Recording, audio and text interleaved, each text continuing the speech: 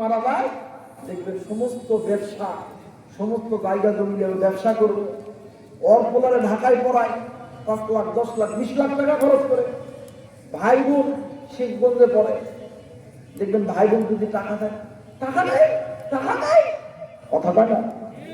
কিন্তু ওর সন্তানকে ঢাকাতে 1 লাখ 2 লাখ 5 লাখ 10 লাখ টাকা খরচ করিয়া ঢাকাতে প্রতি মাসে বেতন দিয়ে লেখাপড়া করায়। আবার দেখেন যখন দেখবেন এই যখন যখন বড়গুলো যখন ভিন্ন হইয়া ছোট বড় যখন ভিন্ন হইতে যায়, এলাকার মুরব্বীরা ডাক দেখবে, বাবা গো তোমার বাপ তো তোমার উপরে সব ছুঁয়ে গেছে, এই ছোট ছোট বাচ্চাকে রেখা এদেরকে তেন ঠকায় না। তো চাচা ঠকাবো না, ঠকাবো না, তাতে রাস্তার এই কয়টা দোকান খালি আমি নিলাম, আর পিছনে জায়গা সব আমি এদেরকে দিলাম, কথা কয় না।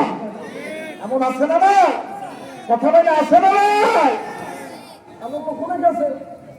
আবার এমন আছে, হায় হায়, দেখবেন ব্যবসা করে কোটি কোটি টাকা বগুড়াতে বিল্ডিং বানাইছে। এখন মুরব্বীদের বাপরে এই তো বগুড়াতে বিল্ডিং বানাইছো, একটা বিল্ডিং এ ছোট ভাইকে দিলে কি হয়, আপনি জানেন না আমি কত কষ্ট করে বিল্ডিং বানাইছি, বিল্ডিং বানাই, কথা বলা।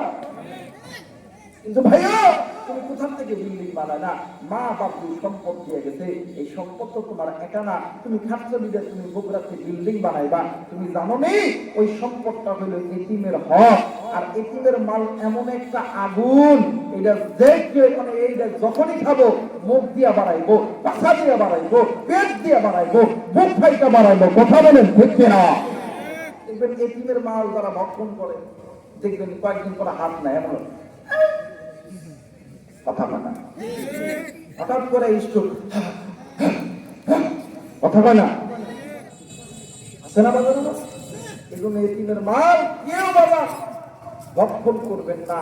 এতিম ভাই বোন যারা আছে এদের মাল, এদের সম্পদ একদম ভাবে বুঝে দিবেন, কারণ এই এতিমের মাল এটা শুধু মাল না, এটা হায়ার অ্যান্টিবায়োটিক ওষুধ।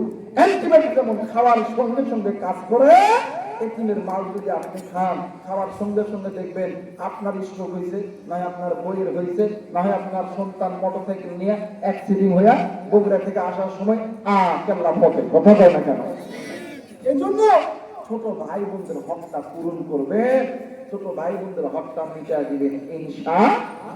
আমার ভাইরা এবার হযরত আবু বকর ডাক দিয়ে, বাবা গো, যে সন্তানের মা নাই, এই সন্তানের বাবা নাই, ওই সন্তানের জন্য আছেন তিনি আসমান আর জমিনের মালিক যিনি।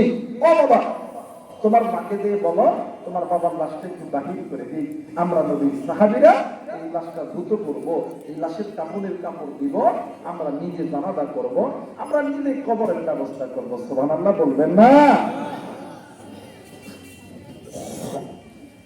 এবার লাশটা দ্রুত